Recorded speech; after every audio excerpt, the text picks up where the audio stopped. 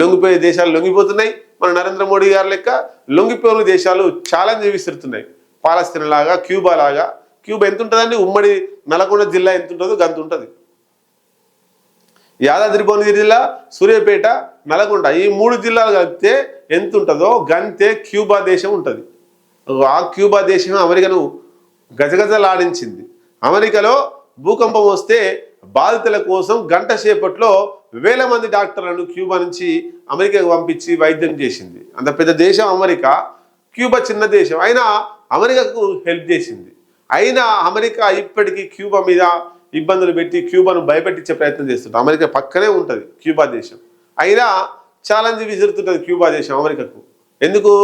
Communist ప్రభుత్వం ఉంది అక్కడ, అమెరికాకు లొంగే ప్రసక్తే లేదు. ఆయన ఇంత పెద్ద దేశమైనటువంటి భారతదేశం, ఈ భారతదేశం సంబంధించినటువంటి అంతరంగిక వ్యవహారాలను తీసుకుపోయి నరేంద్ర మోడీ గారు మన దేశ ప్రధానమంత్రి ట్రంప్ దగ్గర పెట్టిండు. ఆయన ఆపమంటే యుద్ధం ఆపిండు. ఇదంతా మనం చూసినాం.